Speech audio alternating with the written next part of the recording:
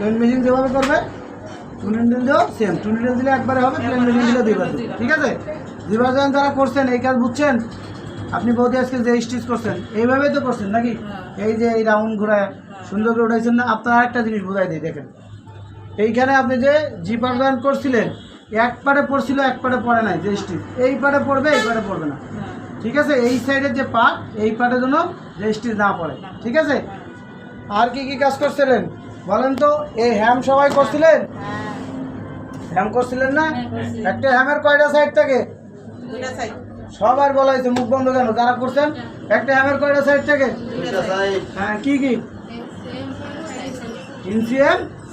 কোন সাইডটা ধরবে বলছিলাম? এই দেখো, এইটা তো ইনসিএম না? এই দেখো, এই সাইড দিয়ে শুরু হয়েছে, দেখছো? এই যে হ্যাঁ, একটা হ্যামের কয়টা সাইড থাকে? কি কি? মুখ বন্ধ কেন? যারা শিখছেন এরা বলতে পারেন না? কি কি আপনি করছেন না? হ্যাঁ, কোন সাইড দিয়ে শুরু হয়? ইনসিএম দিয়ে শুরু হয়, এটা মনে রাখতে হবে। আপনি মনে করেন যখন আপনি ইন্টারভিউ দিতে গেছেন আপনি ভুলে সাইড সিএমে ধরছেন, সাইড সিএমে কি করছেন? তাহলে আপনারা ইন্টারভিউ নেবেন, আপনার বলবেও না যে এটা ভুল। ঠিক আছে, বলবে আপনি পারবেন না জান, আপনি বুঝবেন না।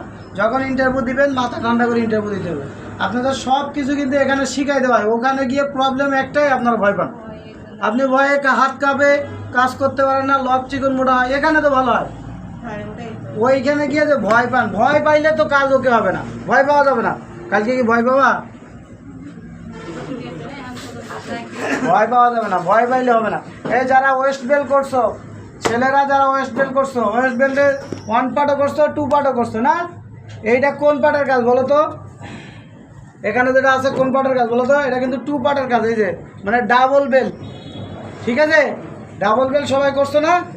যারা করছো মার্ক মিলাই করছো, মার্ক মিলাই 100% মার্ক মিলাই করতে হবে। ঠিক আছে, যখন বেল্ট জয়েন করবা তখন এই দেখো, এই যে লেভেলগুলো আছে এইগুলোর দিকে খেয়াল রাখতে হবে।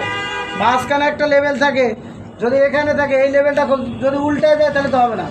আবার এই যে পকেটগুলো আছে পকেটগুলোর দিকে খেয়াল রাখতে হবে। ঠিক আছে, আর কি করছো? ইনসিএম করছো না? এই ইনসিএমও কিন্তু ফিট অফ দ্য ফোল্ডার দিয়ে করে। কি দিয়ে করে? আবার ফোল্ডার ছাড়া টপসিনও দিয়ে হতে পারে। এই প্যান্টটা কিন্তু টপসিন দিয়ে করছে, এই দেখেন, এটা আগে ওভারলক করছে পরে টপসিন দিছে। যারা টপসিন করেন নাই আমার থেকে বুঝাই নেবেন।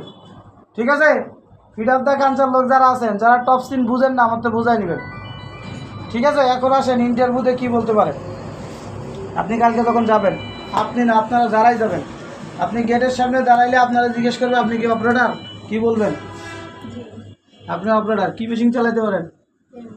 Plain machine. যারা টু নিডল শিখছে, ওভারলক শিখছে, তারা ওই কথা বলবে। এখন আপনারে এই 3টা মেশিনের প্রসেসের নাম জিজ্ঞেস করবে। কি জিজ্ঞেস করবে? প্রসেসের নাম আপনাকে 100% বলতে হবে। এই প্রসেস বলার পরে বলবে কত পিস করে পারবেন। ঠিক আছে, এই প্রোডাকশনের নাম বলতে হবে।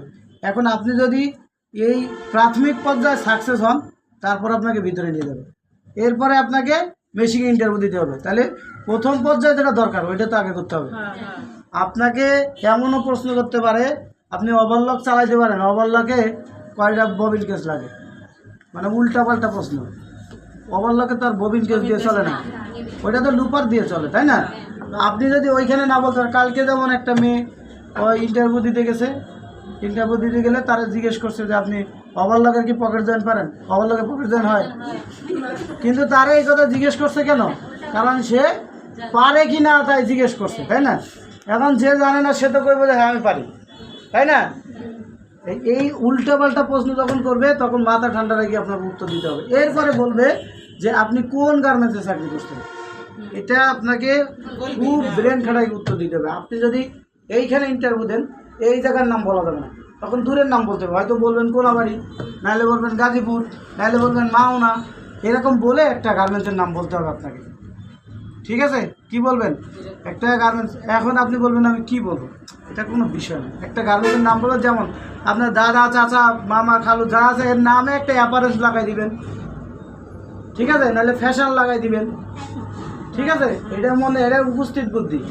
আপনি যেমন বললেন যে তামান্না ফ্যাশনে চাকরি করছি, রাজু অ্যাপারেন্সে চাকরি করছি, এরকম বলতে হবে। তারপরে আপনাকে জিজ্ঞেস করবে যে ওইখানে কি বায়োমেট্রিক আছে? আপনি বলবেন না। যদি বলেন হ্যাঁ, তাহলে আপনি